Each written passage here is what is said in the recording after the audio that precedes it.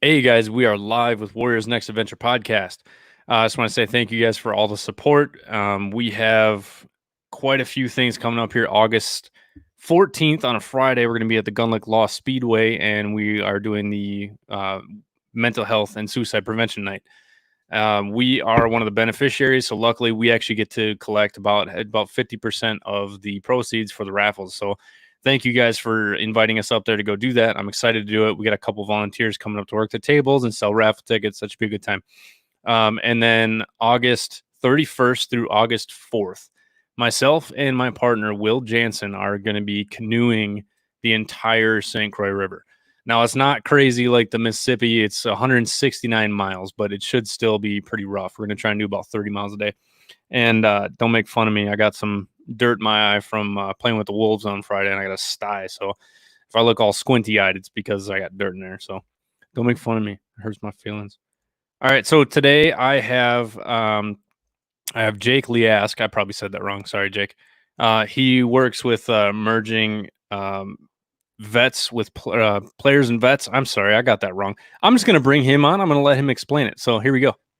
Hey Nick, how's it I going? screwed that one up. I knew I was going to. I should have wrote it down. Damn it. Hey, that's the benefit of doing the live program, right? Is you get I know, right? You get those. Hey, the those authenticity.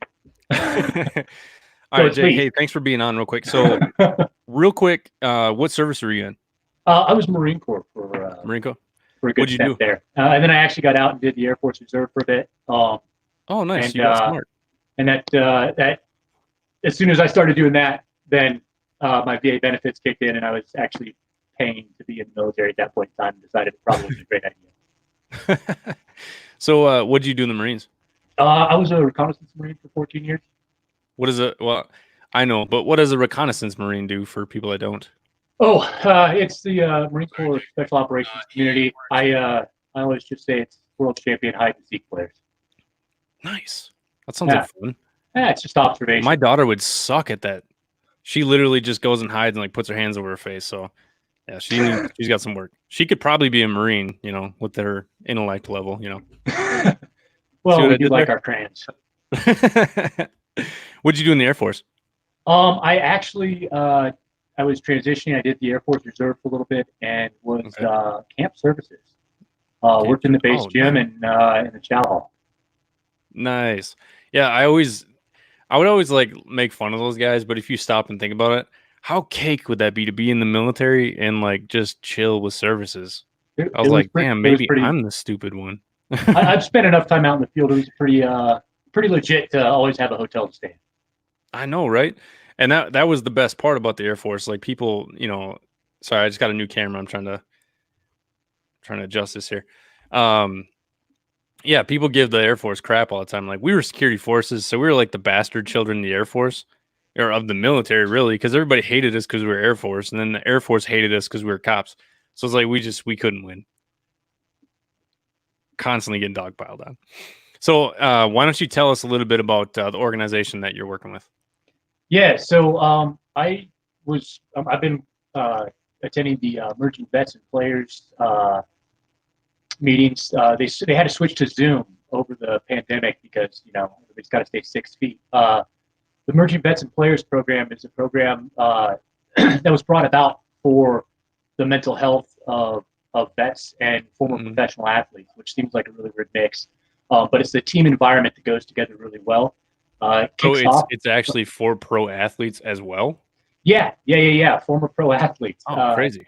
It's that whole locker room session, right? Yeah. You go for a 30-minute workout, and then you have a locker room session, and it's a really kind of weird mix, but it blends really well. And the former professional athletes fall right into place with the military. Yeah, well, I mean, we all tend to have the same sense of humor mentality because if you really stop and look at how hard an athlete has to work, it's fairly similar when it comes to the amount of push that we have to do. Well, it's the same thing for dedication to your craft, right? Yeah. They spend their life dedicated to their craft, which is the sport that they're playing, and we spend our life dedicated to our craft, which is the military. Yeah, it makes sense. So when did you start doing that? About 3 months ago. I was I had stumbled across the banner on Facebook about it, and my father lost his battle to PTSD gosh, 3 years ago now, when he took his own life. That, man. And so it's been a really important topic to me. And the mental health aspect of it caught my eye, and I said, why the heck not? I clicked on the page, signed up, and they were just so happened to switch over to Zoom, so they sent me a Zoom link, and I attended, and I've been going ever since, and trying to get the program out here in Denver. Nice. So you are you working with the organization to get it out to Denver, or are you just attending the meetings, or what exactly? What's your involvement in it? I'm attending the meetings right now. I'm trying to get veterans involved in it out here in Denver. Once we get the veterans and the players and the funding involved out here in Denver, then we can bring it out here as well. But I'm not working for the program. I'm not employed by them. I'm a member of there, and I love the program. Kind of like an ambassador. Yeah, I wanted to speak out about it and talk to people. I post all over everywhere I can and tell everyone I can, but the best way to get it out there is through programs like you. Yeah, well, that's awesome, man. Thank you. I mean, it's there. I kind of have the same thing going on with a lot of vets. You know, a lot of people who have either gone on mountain climbs with me or go to the Wolf Dogs with me up at the sanctuary or something like that, or have done the WNA BJJ or just listen to the podcast. You know, these guys are talking about what we're doing all the time, and it's so helpful. So what you're doing is extremely helpful for their organization too. So, you know, you have a bigger part in it than you probably think. I get a lot of veterans who, you know, either call me or text me and say, "Hey, I got your number from a friend." You know, that's how you're going to grow organically. You know, but if you get a couple veteran or a couple players that are, you know, that hear about this or just at least see it, I don't think it's going to be hard for that program to get off the ground in Denver. Yeah, you know, these programs, they need all sorts of people involved. One, the veterans that are out there that are having the issues, right? They need to be involved, obviously, because they're the ones that we want to help, right? Everybody knows the 22 a day and all those challenges. We're all here for the same reasons. That's what's hard, because a lot of vets who are really struggling don't want to reach out. And it's like, God, there's so many programs out there. And that's one of my big pushes, is getting veterans to be vulnerable and actually be okay with reaching out for help, meaning that it doesn't make you weak if you're reaching out for help. It makes you courageous, because, you know, the strongest people are the ones that admit, hey, I'm struggling, I need help. You know, and so vets need to understand that you're not a pussy if you're asking for help. You know, there's a lot of that negative mentality out there. I usually shut it down pretty quick on my page, because, you know, the whole like, oh, you're a veteran, get your shit together, you know, suck it up, buttercup. I hate that shit. You know, it's like, you know, it's not always that easy. Yeah, some guys are just being whiners, but if guys are really having serious issues and they're speaking up about it and they're getting shot down, they're less likely to speak up about it, and maybe they're going to kill themselves. You know, because one asshole reached out to them and said, hey, you know, quit being a bitch. It's like, okay, well, I guess I'm just being a bitch. I'll just go kill myself. You know, that's a mentality that needs to change. You know. So anybody listening to this, you know, if you guys are anywhere near Denver, get a hold of this dude and like help him get this off the ground, because this is awesome. You know, I mean, as of right now, I don't really want to meet any Vikings because they all suck. But, you know, especially not Cousins. Waste of money. I'm just kidding. You a Broncos fan then? I actually don't follow sports that much. I don't even really watch TV. All the free time I can. I've got a whole troop of kids.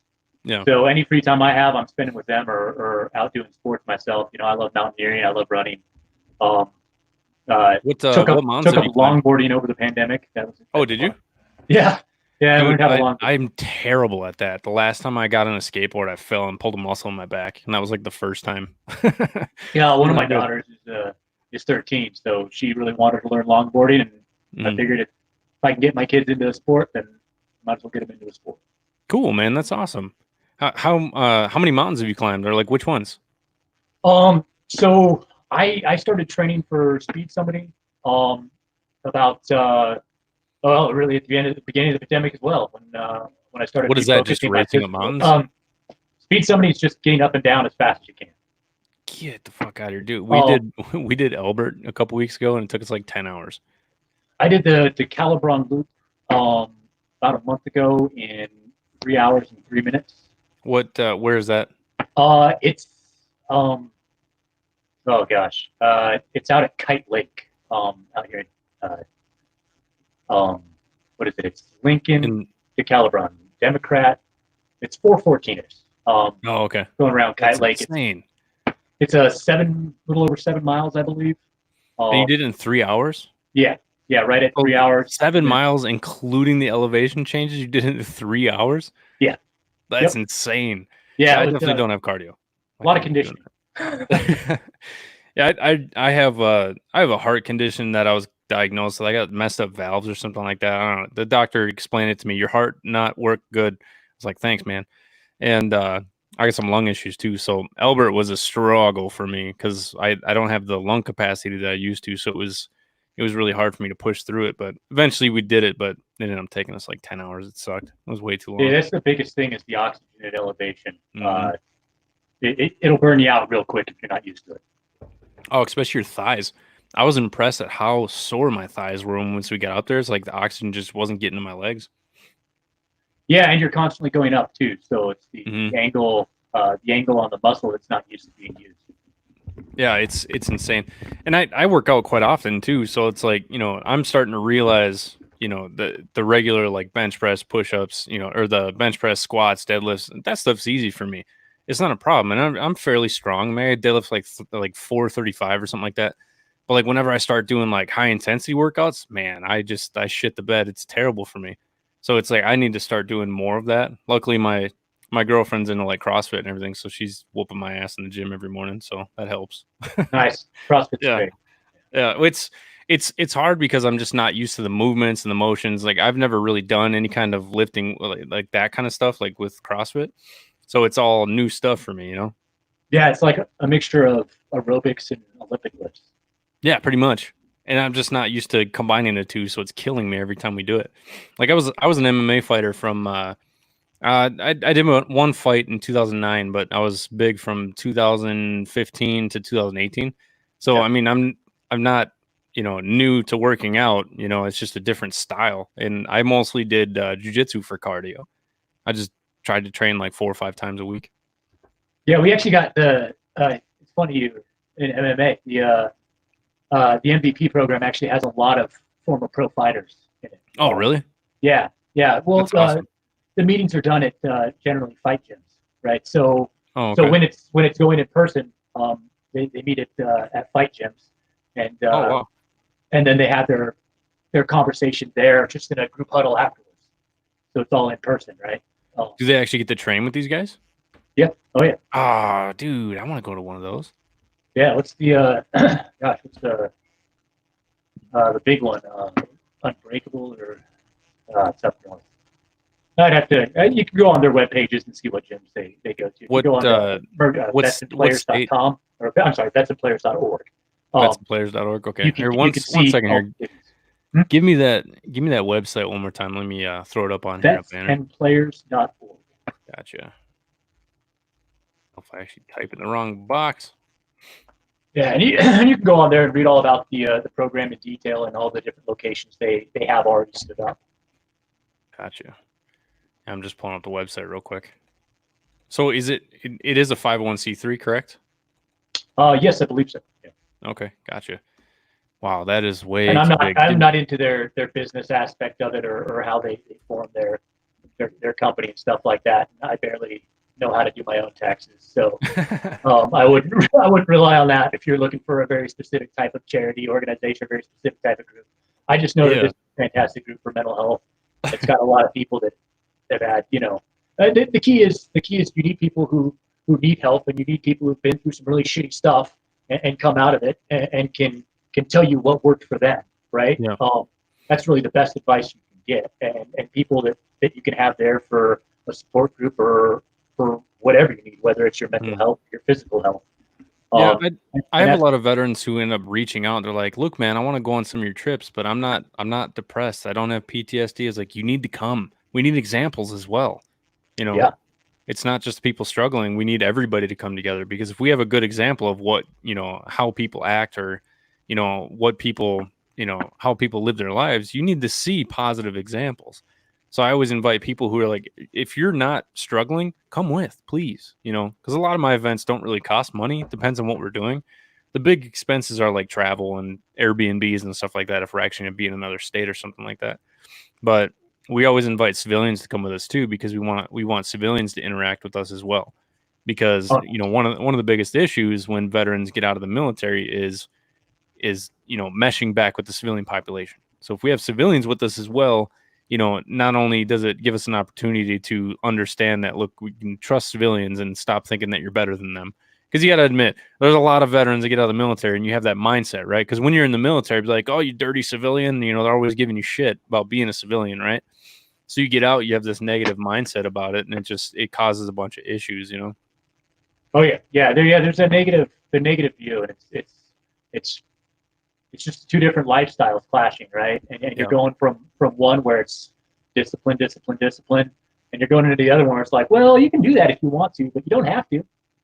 So yeah, it kind of makes it a tough transition sometimes. Exactly. I mean, especially like when there's so much stuff going on, right? So like here in Minnesota, we're working on something. It's God damn it, I can't remember what they're calling it. It's Minnesota Military Exchange. So what they're doing is they're taking every military or veteran organization and getting them together on one website. So you literally go there and you can scroll through the website and you can choose like, physical fitness, or you can choose like mental health or something, like whatever you need, whatever your need is. You can go to that website, type in something, and like Warriors Next Adventure falls under like recreation, falls under mental health, and it falls under fitness, I believe. I haven't checked it in a couple weeks, but it's kind of cool because then everything's localized, everything's in one spot, so people can actually, understand where they need to go to get the help they need. Even just to understand, maybe this is what I need. It's a little easier when it's all laid out for them. Yeah, I think that's needed nationwide.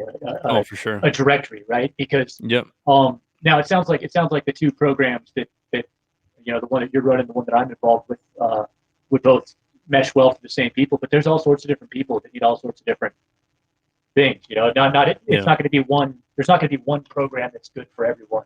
What it takes is what's going on now, which is lots of different people trying lots of different things. When people say it's saturated, saturation's good when it comes to mental health. You need variety, because what if one dude comes up and says, I don't like football, I want to go hiking. Like, oh, well, come with me, but vice versa, right? Yeah. So it's all about the trade-off. Everybody has to work together because, I say this all the time, but Zach McGuffrey from 22 Until Valhalla said that, I'm in business to go out of business.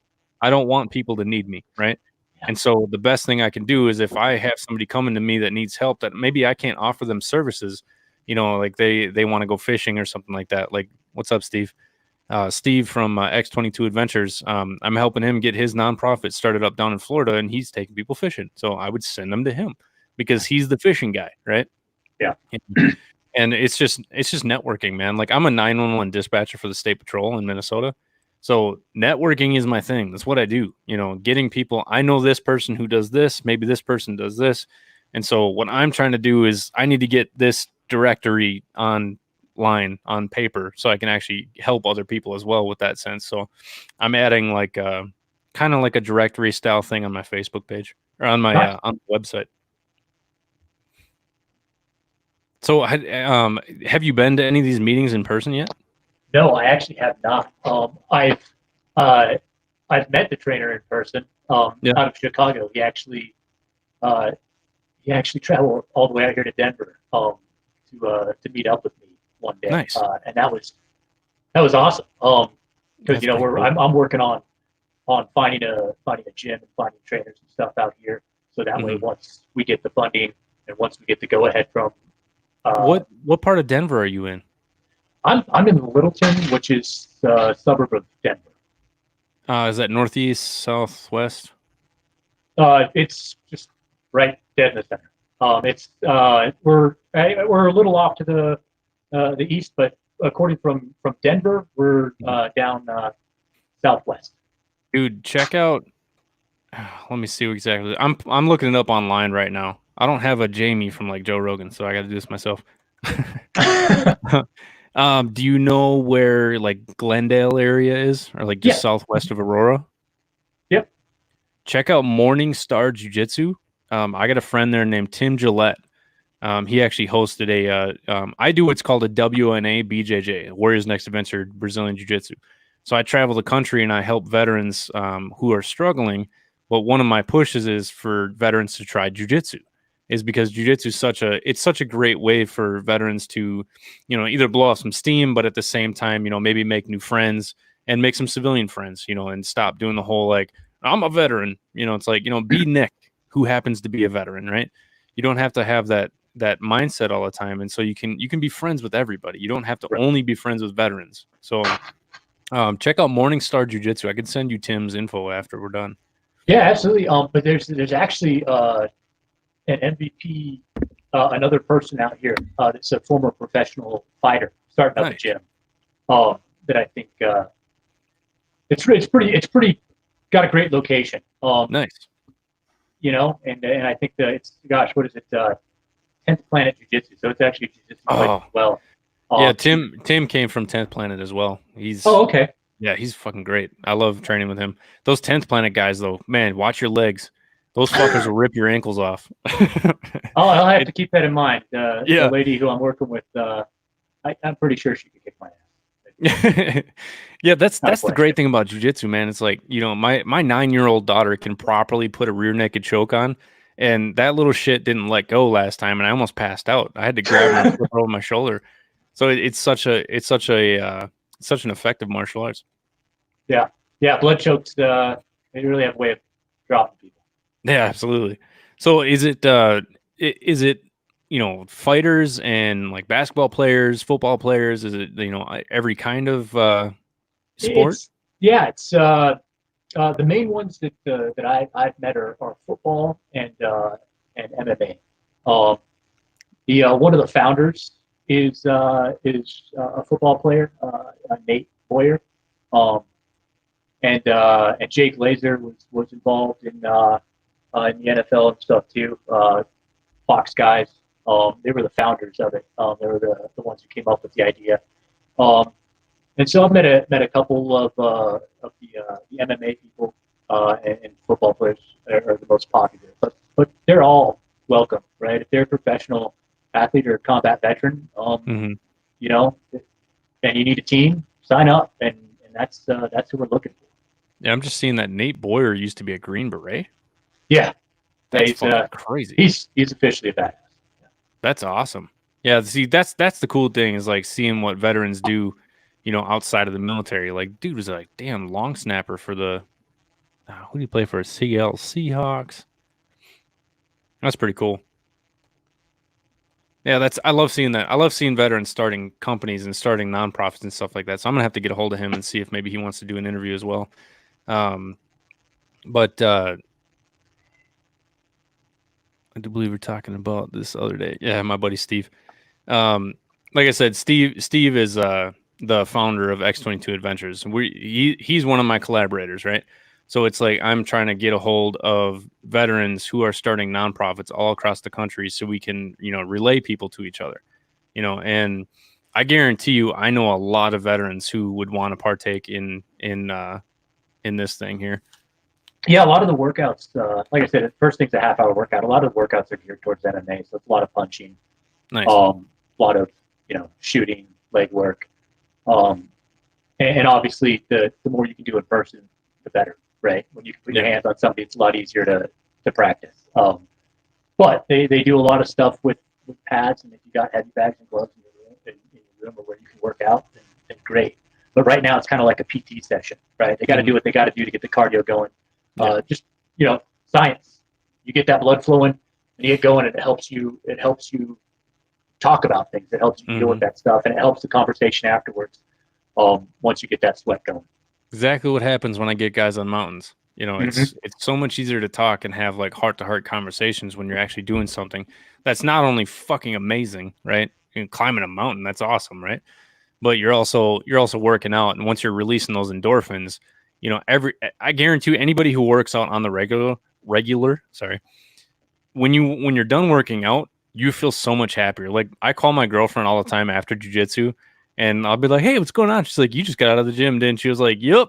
Like she knows how happy I'm just by the way that I'm reacting, because it's like my push for jiu-jitsu is I always say that no matter what, jiu-jitsu teaches you, there's a solution to every problem. No matter what it is, there's always a sweep, a submission, there's an escape, there's something, right? And it starts to make you realize that your problems that you're going through at the moment, maybe they're not that bad. And that argument that you had with your wife or your friend or something like that, afterwards you're like, oh shit, maybe I was kind of a dick. Because jiu-jitsu kind of chills you out, because you could be choking out like a dude that's like 240, and then next thing you know, you lose to a 16-year-old girl. Like, you never know. Jiu-jitsu it's crazy because it really teaches that. But I believe a lot of it has to do with releasing the endorphins from the workout, and you're just so much more calm, right? So I love seeing that other nonprofits are using the same mindset, because working out it's what we did together in the military. We go do ruck marches, we do PT together. Next thing you know, we're all sitting together bullshitting, or we go to the bar and get a beer or something like that. So it's nice to see that I'm not the only one doing that. I don't. There's plenty of people doing it before me, but I just like seeing it emulated as much as possible. Yeah, I think it's not just the there's legitimate science behind getting the blood flowing to the brain through exercise, and then talking about stuff afterwards. But the other thing I think that the science, I don't know if it misses or just glasses over, but it is that locker room feeling, right? You get through working out, get through with practice, you get through with mission prep, and you go back to the locker room, right? To either get up for your mission or to cool down after a game, or to cool off after a mission and put your gear away. And that's when that's when the pro athletes and the veterans are interested in talking about shit, right? Yeah, that's the true camaraderie right there. Yeah. Because it's, you sweat together, you bleed together, you laugh together. That's just the way it always worked, no matter what. Even overseas, anybody who's deployed overseas knows that it's not always like terrifying and scary. Some of the funniest things that have ever happened to me were overseas. Some of the best conversations I've ever had were overseas, either sitting in the back of an MRAP or an Humvee or a MATV or something like that. Like New Year's Eve, 2000, what was it? 2000, no, it was Christmas. 2011. We were in Afghanistan in Bagram, and we were getting mortared left and right. And me and my buddy Mark, we got set back, and we did convoys. And me and Mark had our day to stay back, because we had enough people to go out for the mission. They're like, yeah, just give 2 people a day off, and they chose me and him. And we were sitting there playing Monopoly in the waiting room while we were getting mortared with full battle rattle on. And we just hear the sirens going off, going, wah, wah, wah. We're just sitting here. It was like, yeah, it's your turn, go. And we hear boom, and we can't do anything because our trucks are out. So we're just chilling there. It's like, that was close. And you go right back to what you're doing. You start laughing. And you should be terrified in those moments, but you have a friend right there that's experiencing it with you. And you guys are sitting there laughing about something that's just horrible, and then when you can emulate that outside of the military, with nonprofits or with what you're doing too, it just makes it so much easier to process everything. Yeah, I think it's that mentality, right? Where when life sucks so bad, the only thing you can do is laugh. I think that's something that you find in the military that you don't find, right? Like, you're not going to go downtown to, I don't know, the local therapist office and find somebody who is going to laugh with you while mortars are going off. Yeah. You're going to find someone who's going to piss their pants, right? Most likely. Because that's the different groups of people. But going to the different organizations and all these things that are starting up, and all this veteran mental health, all the different programs. And I don't want to say just yours, just the one that I'm trying to get going. But all of them, right? That's where you go to find the people that you can laugh with when the mortars are going on. Yeah. And it just makes life easier too, and we had a speaker come into the state patrol on one of our in-service meetings, but they were talking about veteran suicide. And one of the things she talked about was having a 3 a.m. friend, that person that you can call, at any time, and that they can talk to you about it. And they won't do the whole, oh, I'm sorry, I'm praying for you. We don't want to fucking hear that. We want to hear like, hey, dickhead, like, did you ever think about this? You can talk to veterans differently. So my girlfriend's a counselor, She's an addiction counselor. And so we have so many great conversations because we talk about counseling all the time, and it's almost like that's all we ever talk about. But it's nice to hear that my methods of counseling, whatever you want to call it, are very different from like the professional kind of stuff, because it's like we're climbing mountains, we're talking shit. It can be going from in-depth, deep conversation about suicide, about depression, about PTSD, to dick and fart jokes. You never know. It's just going to go from one spectrum to the other, because there's certain people that want to keep it more serious, and that's fine. And there's nothing wrong with that. And we do that quite often. But with most of the guys that usually end up coming out, it's just like that whole locker room talk, man. We're all just sitting there hanging out, bullshitting with each other, and it's fun. Yeah, I think right. It's like we were saying earlier. You need all the different groups, right? Mm-hmm.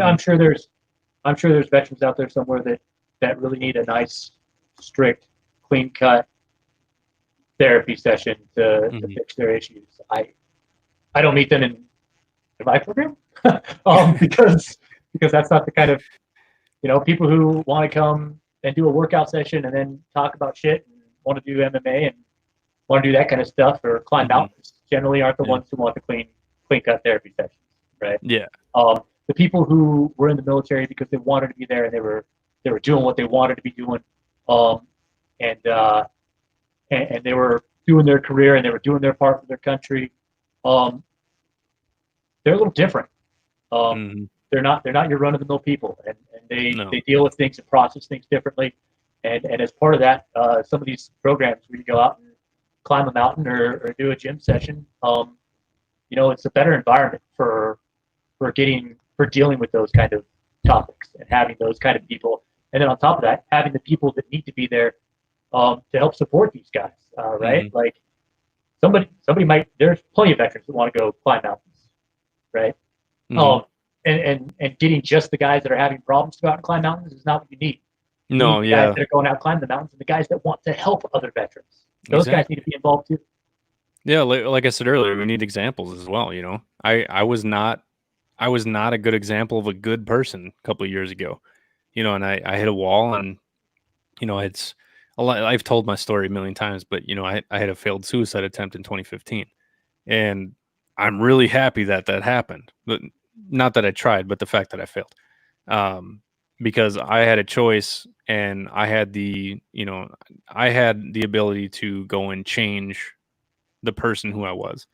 And so what I'm trying to do is help other veterans who may not know realize that they can change. They can choose who they want to be.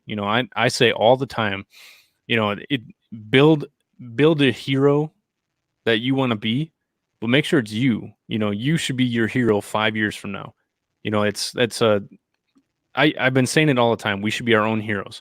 You should look up to yourself. You should be a person who you want to be. You should be a person that you want your kids to be. And I heard a speech from Matthew McConaughey a couple years ago, and it just made a lot of sense. But it said, your hero should be you 5 years from now. And I'm like, that's fucking perfect. So I'm stealing his shit. But I say it all the time. Like, if you're not happy who you are, understand that you can sit down, make a plan, and say who you want to be. I was just talking to a couple vets a couple days ago, saying that 2015, I attempted suicide. I didn't want to be here. I hated my life. I was a bad father. I was a bad husband. And then next thing you know, I had this whole thing happen. And then I decided that, look, I'm going to start building the person I want to be. And then here I am 5 years from then. Now I'm a veteran, nonprofit president, which is fucking crazy. I know nothing about business. I taught myself everything that I know. I did research. I went on YouTube. I read books. I talked to people. I surrounded myself with people who I wanted to be like. I started finding people who were better than me. I started finding people who were smarter than me, and people who ran businesses, who have done it before. And so when you start to realize that you can choose these steps, you can choose to associate with these kind of people and stop associating with people who may be doing drugs or maybe drinking or doing bad things, right? And then on top of that, I found a bunch of positive outlets like MMA, like Jiu Jitsu, and hiking, all kinds of stuff. So it's a mixture of everything. It's not just one thing. I think so many veterans are out there looking for the cure or like the one thing. There is no one thing. I'm sorry to kill your hopes and dreams, guys. Fill yourself up with a million different things that maybe make it just a little bit better. You get all these things that are, incremental, you bring it all together and it's a huge change. So those people, the ones who I surrounded myself with, I challenge other veterans to start surrounding yourself with similar people. They don't have to be veterans, and yes, we get along better. It's easier for us to get along with other veterans just because it's the mentality and everything like that. But merging vets with players, it's genius because you guys are mixing with guys who have been through extreme traumas. Because if you think about a fight, imagine the trauma that you're going through. Not only are you getting in the ring, getting ready to fight another person, you're risking injury, your possible death. There's all kinds of stuff that you have to think about. Same with football. You got neck injuries, back injuries, CTE is a huge issue. And it's like these guys are going through a lot more trauma than people think. It's like, oh, you're just a professional football player. Fuck you. They're going through some shit. So merging these two together I think is a genius idea. I love it. Yeah, I was absolutely amazed. The first time I went to one of the meetings. I've been to lots now, of course on the Zoom, but it was amazing to see how it really came together. It was a lot. I didn't know how it was going to fit and how it was going to work, and it really all boils down to that locker room. Yeah, I think that's the way it. I don't know. It's weird, man. The way it meshes, it just fucking works, Yeah. Well, it's like anybody who's played a sport or anybody who's been in the military. They know it's very easy. Most people play sports. A lot of people have been in the military. So it's pretty easy to see why that works, But I think it goes back to that where you're talking about be the you that you want to be. Mm-hmm. Right? Once you've achieved something like being a professional athlete or achieved something like the stuff these combat veterans are doing, you can achieve being whoever you want. Mm-hmm. And I think that's part of the process is realizing who you want to be, right? Like I decided I didn't want to drink anymore, so I stopped drinking. Congratulations, man. Thanks. Yeah, it wasn't, you just got to put your mind to it. You got to figure out, and that was just one of the things, right? I'm a shitty drunk, right? Like after so long in the Marine Corps, I realized that it doesn't take a lot to reflect on yourself and go, man, I really suck at that. And I think it's just one of those things that you said when you're going to improve your mental health, when you're going to improve yourself, look at where you want to be, look at who you want to be, surround yourself with those people, and keep pushing for that because you've already done so much in your life. You can change who you are, you can change where you're going, and you can certainly change the perspective you have on yourself with what kind of a person you are. If you want to be a good person, just be a good fucking person. Yeah, it really is that simple. It's just making better choices, and everyone says, oh, it's not that easy. Of course, it's not really that easy, right? No. But if you think about the solution is fucking easy. Make better choices, right? It sounds easy, but that's why we have these whole groups where we've got everybody set in place to help you do that one seemingly easy task. Yeah. And I think the biggest issue with most people who are struggling with PTSD, any kind of depression, suicide, issues, and not just veterans, everybody, is dedication and, actually doing it, right? It's easy to set your alarm for 4:30. It's not fucking easy to get up. I'm lucky enough that my girlfriend fucking pushes me to get up in the morning to go to the gym with her, and I used to fucking hate going to the gym in the morning. And so now, like today I had some major developments with my nonprofit. I went to the gym this morning and I was on the monkey bars out back at Los Campaños over in Minneapolis. And it was dark out and the monkey bars are outside. There's a huge outdoor workout area. It's awesome. And I was on the monkey bars and I hopped down, I looked around, it's like pitch black. And I'm like, what the fuck are you doing? It's just like, why am I even here right now? I should go home, go to sleep. And then she showed up and we start doing squats and all kinds of stuff. She whooped my ass with a high intensity workout. But I got to work at like 6 o'clock and I sat down and I had those endorphins, man. I was just excited. I was thinking about all kinds of shit. And when I'm at the gym, that's when I do my thinking. Jiu-jitsu is my meditation time.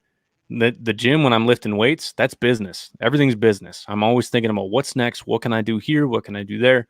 And man, I got to work and I put out there, one of my big pushes, and for anybody listening who may be struggling with motivation or maybe struggling with, either opening a business or developing something, just stop and think about this. Tell people what you want to do. It's different than what a lot of people would say. I say tell everybody this is what's going to happen. I'm big on live as if the future is today. You have to make your future happen. And how are you going to make something happen if you just think about it all the time? Put that shit on paper, draw it down. I drew a map of a ranch that I want to start. I want to start a mental health retreat up here in Minnesota. So veterans can come for 5 days and you can actually do a retreat. So you're coming out for, to get away from family, to get away from friends, to get away from everything that may be swaying you in negative ways, right? I'm not saying friends and family are negative, but people have, negative, negative, I could call them black clouds. Everybody's got a black cloud in their life, right? But maybe you can't see it. So what I'm doing is having people come out for 5 days. There's a big facility, and of course this isn't actually there, but this is me thinking out loud and making it happen. And I picture this as if it's there right now. There's going to be woodworking, jiu-jitsu, weightlifting. We're going to have animals. We're going to have a forge. So you can build like knives, like axe throwing, all kinds of stuff. One of my projects is called Operation Wolf Dog, and I work with wolves over in this sanctuary up in northern Minnesota. I want to incorporate them as well. And there's this one timber that I actually rescued back in March, and I really want to adopt him. So I want to bring him to the ranch if I can. So Kaya, John, it's going to happen. So I'm big on make a plan, but tell people your plan, because now you're held to it. You can't sit there and say, well, I'm going to be a millionaire. And then next thing you know, 5 years later, you're like, shit, I didn't do anything. And everyone's like, well, what the fuck, dude? Nobody wants to feel that, right? And so for me, it's a lot of like negative motivation. I don't want people to look at me as a fucking loser because I said I'm going to be, Nick 2025 is going to be running the Warriors Ranch. We're going to have a campground. The campground is going to make the Warriors Ranch 100% self-sustainable, and nonprofit's going to be completely funded. I need to make that happen now because I told a lot of fucking people. So, yeah, I'm obviously right there with you, right? Like, I don't work for vets and players. I don't work for the MVP program. Now, in all fairness, Jay did come into one of the meetings a while ago and say, "Be yourself." So, I'm here telling you about the program. That's awesome, man. That's who I am, right? I want to get this started in Denver. I'm here to tell everyone that I want to get this started in Denver. Well, who knows, man? You keep speaking up like this, maybe they'll contact you, and next thing you know, you'll be maybe spearheading the Denver edition. Who knows? Whatever it takes, right? We got a lot of vets out there who need our help. Dude, there's so many veterans in like the Castle Rock, Colorado Springs. It was crazy. We went to Colorado Springs and then up into Denver and then over and climbed over to Leadville. I was amazed at how many veterans were there. Oh, this place is perfect for it. We got veterans all over the place. We got the Rockies right here. Heck, we even have the Olympic Training Center down south, right? Like the athletes are here, the veterans are here. There's no reason this program isn't going to do amazing here. It just needs a push, right? The people who are running the program aren't here in Colorado, and they aren't familiar with us, and we need that push to get everything started. And then it's going to go great out here. This place is all about being athletic. It's all about the military, and it's all about the outdoors. It's beautiful here. Yeah. So let's get on you a little bit. What are some of your favorite mountains that you've climbed and some of your favorite hikes? I haven't done a whole heck of a lot. I just recently started getting back up in the mountains. Like I said, I've got 6 kids. So yeah. Oh my God, dude. So I got a lot of, we gotta leave her alone. My mom told me to find something I'm good at and stick with it. Determined, I guess. We got a combined family. It's amazing. 6 kids, but it's a lot of work. I do training when I can, and most of my training is done here locally. I run foothills and I run trails in town. When I can, I get out and I run in the mountains. Um, I don't have a favorite place. I guess my favorite place to go is I don't want to say the name now. The canyon that doesn't get cell reception. Um, and so that's the biggest thing for me is I want to go someplace where my electronics don't work. Mhm. And so for me, that's just going into the mountains and getting away from cell towers. Um, and that's it's really any of them. Once you Yeah. get past that first range, there's a lot of ones where you're in close and everybody loves to go to. The fewer people, the better for me. Right? I'm going out to get away from stuff. I don't Yeah. care where it is. I don't care what the mountain's name is. I just like to get out there and be away. There's a lot of soul searching done in those. In 2018, I took off and went to Sturgis in South Dakota, and I climbed a few mountains while I was out there, and I loved it. I loved being alone up in the mountains because it was so calming, you know. So there's a lot of peace found in there. Yeah. It it's the whole point is to get away from what's going on in the city, right? The Hmm. whole point is to get out into nature, where it's just you and your mind, and you can think things through and enjoy nature, and not have to smell the smog or the Yeah, exhaust fumes, and you get that. It's really refreshing just to be out where it's just you yeah. and just nature. You ever heard of the 3 day effect? No, So the 3 day effect is the theory that if you spend 3 days out in nature, everything resets. Your mental health, your biological clock, everything.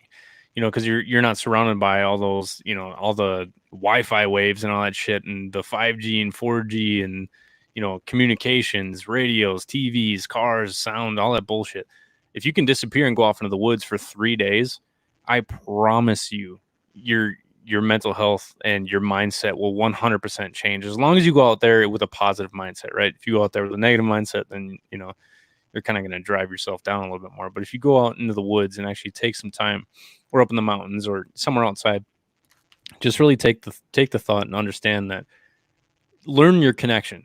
There's a connection with nature, and there's a connection with mountains, with rivers, with lakes, whatever your connection is. Mine is mountains or deep woods, one of the two. I love it.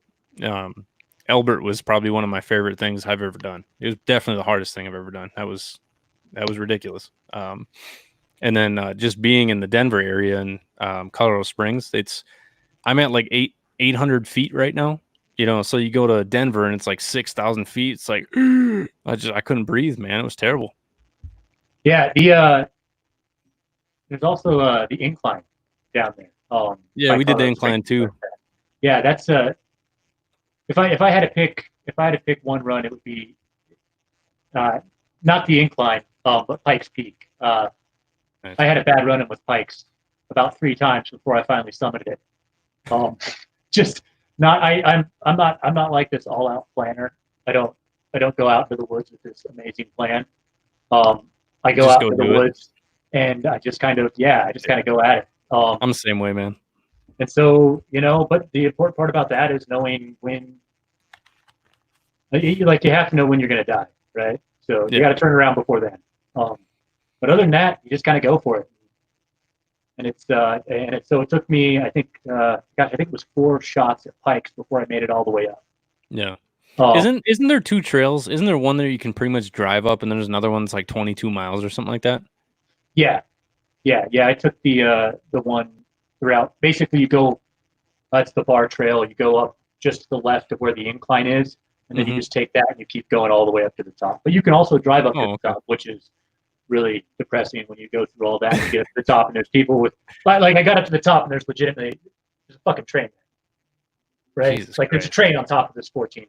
And so Yeah, you push hate all the that. way up and then there's like a train, there's a platform with those big huge binoculars where you can see all over the place and Mm-hmm. a bunch of people that just drove up in like 15 minutes. That's why I liked Elbert, man. You can't drive up there. You know, it's so beautiful up there. If you ever get the chance, man, it should only take somebody maybe like 5 hours if you're experienced and and everything. But the problem is there's three false peaks, And so like my heart just got ripped out of my chest when I went over that first false peak, and I was like, oh no, there's so much more. I was so pissed. But we kept going, and then you get to the top, and the thing that you get from that, rather than just driving to the top of Pikes Peak, you get the satisfaction of knowing that you're a mountaineer. You climbed a 14,000 foot mountain. That's amazing, right? So that's an accomplishment that you'll have the rest of your life. And another big thing that I'm pushing with Warriors Next Adventure is it's not a bad thing to have pride in what you've done. You should be proud of some of the things that you've done. You know, if you're not, go do some shit to be proud of. Because if you don't have some pride in your life, it's going to kill your soul.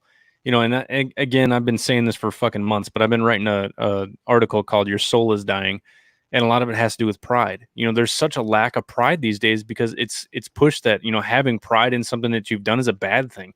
Like if you walk around like, I climbed mountains and you haven't done shit, yeah, you're kind of a dick. But if you walk around and say, and somebody asks, like, you know, what have you done? I can say, I was a high-ranking MMA fighter in Minnesota. I've climbed a 14,000 foot mountain. I started a nonprofit. I get to make people smile and I get to make people laugh. I get to give people experiences that they'll never forget. That's amazing. That's something you should be proud of. You know, if you do shit like that and you bring happiness to other people and you're making other people's lives better, be fucking proud of that, right? So like with what you're doing, trying to get it to Denver, have pride in that, man. Especially when the program ends up coming to Denver and you're working for them, then that'll be even better.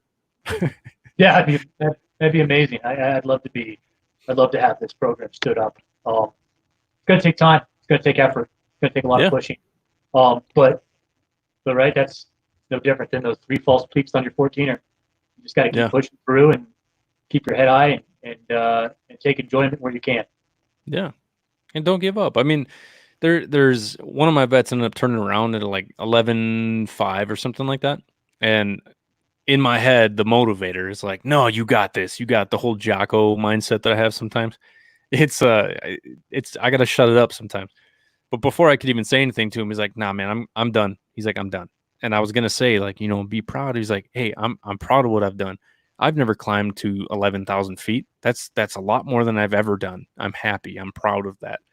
And so, like, of course, I turned around because I'm so connected to all this stuff with Warriors Next Adventure, and like when I see people growing, it fucking makes me cry all the time. So like I'm always like, I'm such a bitch now. But I love seeing people change. That's my addiction. I love seeing people change, and if I can help and be a conduit for that, that makes me happy. Yeah, no, and that's the addiction, right? To the nonprofit. Once you found your betterment, I see it all the time with the guys. They have a problem, they work through that problem, and the real joy comes in not working through the problem, but helping the next person that's coming along fix that problem. And that's the part where it's not just good for your mental health, but it's good for who you are as a person to be involved in these kind of programs, to be involved with other veterans, to be involved with the mental health crisis that we have going on. It's because that's good for your soul. It's good for who you are as a person, and it makes you feel good about yourself to be able to take what hurt you and help someone else with it. Exactly. And you know, anybody who's been through some extreme trauma, like, you know, like rape, you know, bad car crashes, because believe it or not, car crashes are actually the number one cause of PTSD. You know, losing a brother, failed suicide attempts, any choices that you've made have been drastically bad for your life. If you've been through any kind of these traumas, the first thing you should do is start talking about it and telling other people about it. I'm not saying just walk around to everybody, but if you see somebody that may be struggling, who's been through something you've been through, you know, you have to have tact about it, because you can't steal the thunder. You can't go, well, I did this and I went through this and I went through this. You can't approach it like that. But you have to be relatable. So like a lot of veterans who are going through depression or going through some severe PTSD, I've been very deep inside that shit for quite a few years, and I finally found my way to get out. And so, like I say all the time, it's like jumping in the pit, because I know how to get out of it, you know. But I'm not walking up and saying people, well, my experience was this and this and this and this and this and this and this. Quit being a bitch. That's not my approach. You know, it's like, listen, I can empathize with what you're going through right now. I've been in your position. It's similar. Your struggles are real. You know, your struggles are different than what mine were, but I can relate and I know where you're at right now, and there is a way out, and I'm here to tell you that there is. So, I mean, that's kind of my approach for the most part. Yeah, and I think that's. I mean, it sounds like your guys it's just mirroring the same thing the vets and players do, which is Mm-hmm. fantastic. And that is the. We're not here to tell people what to do with their lives. We're not here. I'm not here to tell other veterans what they need to do. Mm-hmm. I'm here to tell people what's worked for me. I'm here to help encourage people, and I'm here to help you get physically fit. Right? Let's take care of your body and your mind at the same time. Let's get you back in that fighting shape again, and then let's work on your mental health while we're doing it. Yeah, physical health has a lot to do with it. I often say, you know, if you can't work on your mind, work on your body, because when your body is physically healing, that leads to mental healing. It's almost always the case. Like if I'm ever depressed, I go to the gym, I go work out, I'll go back and I built a gym in my garage. So if like everything's closed, I'll go out in the garage and just go throw shit around for a few minutes. And I always feel better. But I can never finish a workout session in my garage because I got a wood shop in there too, and I just start building shit. So I have so many hobbies. That's definitely something I don't lack. I just recently started wood burning, and it's so soothing sitting there like watching the wood burn, and actually you're creating something. You're taking something from here and you're putting it on something. You know, it's I would say to anybody who is struggling is find a hobby, find a passion, find an outlet. That's great. Maybe not crack or heroin. I'd stay away from that. Maybe, you know, just a thought. Stuff you can set down. Yeah, maybe I would say stay away. But yeah, like there's so many things out there that you can do, and there's I hate the excuse like, well, I'm too old for that, or oh, I'm too out of shape for that. I was like, maybe right now, but if you go start doing it, it will completely change. You know, if you're out of shape, you can get in shape. It's not hard to do. It's hard to stay motivated on it, and it's hard to continue it. It's hard to stay dedicated, but it is not hard to do. You have to find the right path, right? You sometimes running through the woods is hard until you find the trail. Yeah, you just gotta devote yourself to it, and that's one thing that I've always told myself is just personally, if I'm not happy with what's going on, if I'm not happy with how things are going with me, um, devote yourself to something that's better, right? Something that you can be happy about, something you can be proud of. If you're not happy with how your life is going and what you have going on, take all the stupid shit that you're doing, set it aside, and use your time to help something good. And just kind of devote yourself to that, whether it's your a church organization or one of these veterans health organizations, or the Boy Scouts. Find something that you could do that benefits someone else, and do it until you feel good enough to work on yourself. Yes. And then work on yourself. and chances are, while you're doing the rest of that, you'll figure out that you're already working on yourself just by putting forth the energy that you feel you need, that you feel should be out there. Yeah, Warrior's Next Adventure is a selfish thing for me because I feel better helping other people. I feel better taking people to go do things. I feel better knowing that I'm facilitating change. You know, it's when anybody ever is telling me like you changed my life, like I didn't change shit. The only thing I did was become a conduit for you. I'm just leading you to water. You got to drink. You know, it's the whole horse theme. It's it all has to do with choice. I can't make you change. I can't make you take that cheeseburger out your mouth. You got to do it yourself. You know, I want people to not need me anymore. You know, and it's funny because I can kind of tell when certain people hang around for a little bit and then they kind of go their own way, and we don't really talk too much anymore, which it kind of sucks because I like to keep chatting, but it's like they don't need me anymore. I love that. I fucking love that. You know, if nobody needs to call me because they're suffering, that means that they're making the right mental choices to move on and actually understand that once you accept your past, you can look forward to a positive future and you can build yourself a hero 5 years from now. Yeah, hopefully they're getting into helping other people, right? They don't have time for you anymore. Well, a lot of vets who started going to the Wolf Dogs thing, like Joe. I'll talk about Joe openly. We talk about this all the time. Um, Joe was my coworker's brother, and he was kind of timid. I'm not going to share too much because it's his story, but he was kind of timid and he was a little, it was hard for him to socialize and everything like that. But now he's like he's my volunteer. He's like the guy that I call if I need something done. I call Joe because I know that he's going to help me. With setting up my events, with my merch table. I don't have to tell him to do anything. He just does it, and he does it perfectly. And he sells all the stuff for me, and he does a great job. And then he puts it away too. I've done a podcast a few times where he's there, and I'm talking with my guest, and then next thing you know, I look over and he's getting the podcast set up or he's taking it down. So I'm talking, doing my thing, and he's doing that. And he said that he gets a sense of purpose knowing that he's making a difference, because any veteran who says, Warriors Next Adventure has helped them, it's now his too.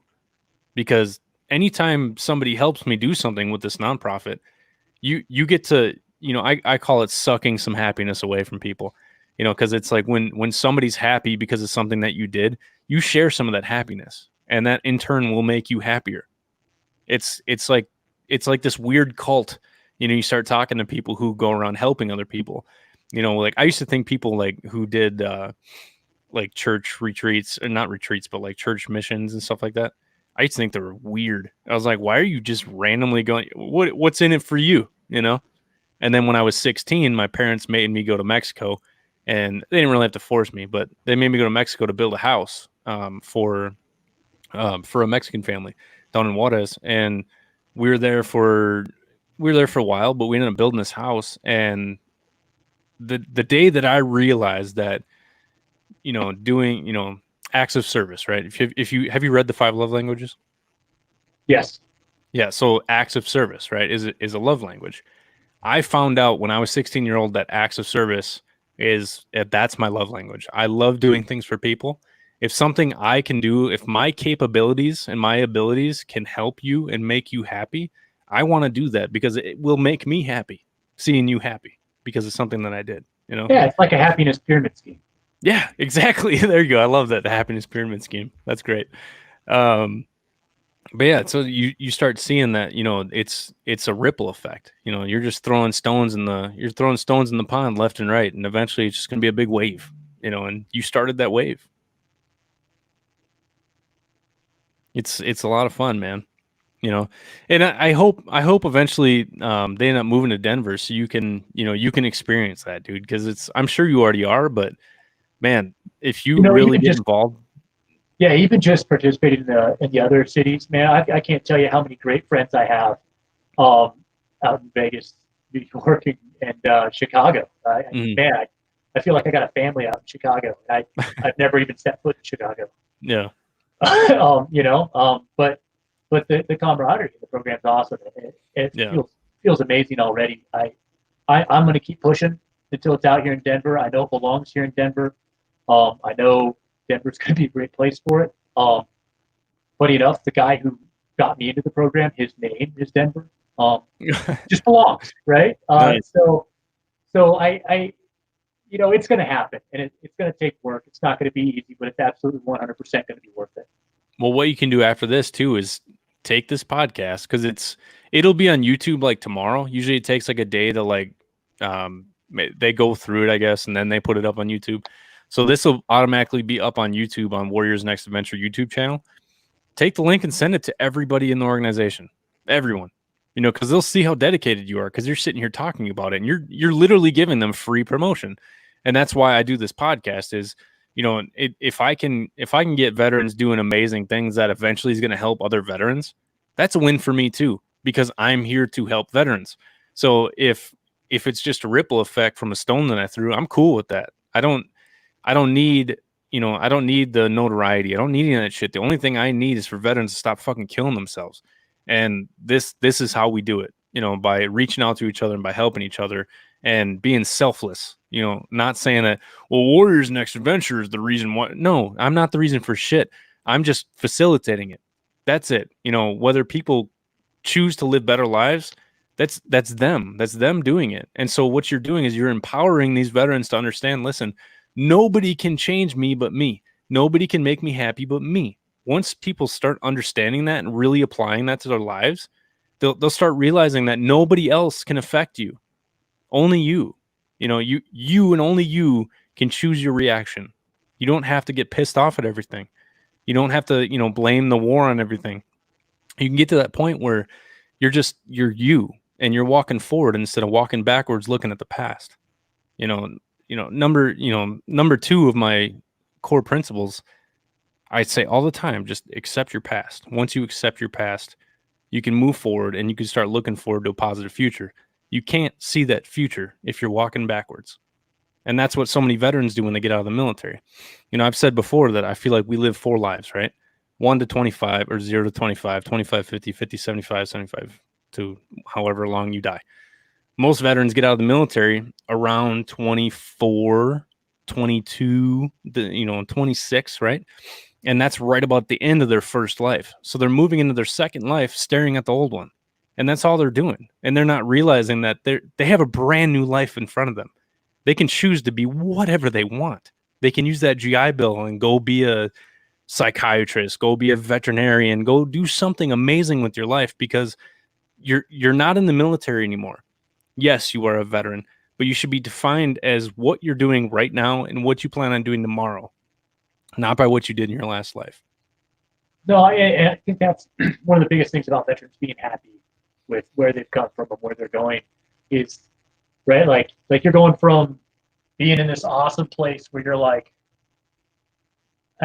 you're happy with the progress you've made, and then you hit that reset button, like you said, right at the beginning of that next life of yours, and where do you go from there? What do you do, right? Like, I'm not finding another job field or career that's gonna take me up skydiving and scuba diving and go to all these cool shoot houses and work with demo and stuff, right? Like, those are cool, adrenaline, awesome shit that I had in the Marine Corps. But that's not happening in this life. You need to find what's going to make you happy, and what is something that's going to be fulfilling to you and make you feel like you're accomplishing something. And I think that's where a lot of the activities and stuff come in, because this world right now is, you have your career and then you have your happiness, and not everybody gets to have both at the same time. But if you have a career that you're working towards setting goals in your life and getting your life completed to whatever plan it is you have, and you have the hobbies that keep you happy and make you feel like you're achieving stuff like climbing mountains, then that's what you need to really be fulfilled in that life, or that second life or third life or whatever phase you're on. And I think that's what people really need to take into consideration, is what's going to make them feel like they're accomplishing something that they're proud of. Because once you're done with the military, that's really the down and dirty of what you need. You need to feel like you're accomplishing something that you're proud of. You need to know that you're providing value for those around you. And if you feel like you're not valuable, find out what you can do to create value. Gain a new hobby, learn a trade, go back to school, do something that is going to make you valuable to other people. And I'm not saying, bend over backwards just so people like you. That's not what I'm saying at all. What I'm saying is, do something like create a nonprofit that people actually want to help out with. Take veterans hiking, go to the old folks home. There's plenty of people there that are dying to just have a conversation. You might learn something too. I've done it before. It's you learn some amazing things, and you also get your ass grabbed by 89-year-old grandmas. It's weird. Yeah, who doesn't love that, right? Like, damn, granny. I went down to my sister's. She used to work in a nursing home, and I went in there when I was still in the Air Force, and she made me wear my uniform just so they could see it. And I was like, all right. And I did it for her. So I walk in there, and this old lady walked up. She was maybe like 89 or something like that. And she licked her lips and said, boy, if I was 40 years younger. I was like, Jesus Christ, you'd still be 40 something. I was like, I'm like 22. I was like, Jesus Christ. I love that shit. I can't wait to be old. No, you just say whatever you want. So old, it's just like, fuck it. Yeah, what are they going to do, Put you in a nursing home? You're already there. Well, man, hey, I love what you're doing. I really hope you get involved with this organization. Take this link and send it to them. Let them know how dedicated you are. And who knows, maybe you'll be talking to one of the regional coordinators or something like that very soon, Yeah, hey, and if you got guys that are coming out here to Denver, let me know. I'm all about climbing mountains. I have a plenty of veterans in the Denver area. I'll take this podcast and I'll actually share it. Are you part of the Colorado Veterans group on Facebook? I am. Yeah, that's where I found your podcast. Oh, okay, well, that makes sense. Yeah. Why don't you take the link for this YouTube page and share it and say, "Hey guys, check this out. This is what I'm trying to do." Because if it's coming from you, people will go to you, not me. And I'd rather have them go to you, because if you're trying to start it, dude, you should just take this link, share it, say, "Hey, Colorado veterans, watch this. This is what I want to get to happen." You get a bunch of people on your back. Next thing you know, you got a whole football team of people helping you out. No pun intended. Well, All right, man. Well, hey, the Broncos got to do something while they're not playing, right? yeah. Hey, there you go. Well, hey, man, thank you. I appreciate you reaching out. We talked a couple weeks ago, and I had to cancel on you once or twice, I think. But thanks. I appreciate it. Keep doing what you're doing, and I'm proud of you for doing something awesome after your time was done. So thank you. Yeah, absolutely. Thanks for having me on here, and look forward to seeing where your program goes. And thanks, man. We're actually planning on coming back to do Mount Massive next year, so you should join us. I absolutely will. Let me know when and where, and I'll be there. All right, man. We'll talk soon. Thank you. All right, later. Bye.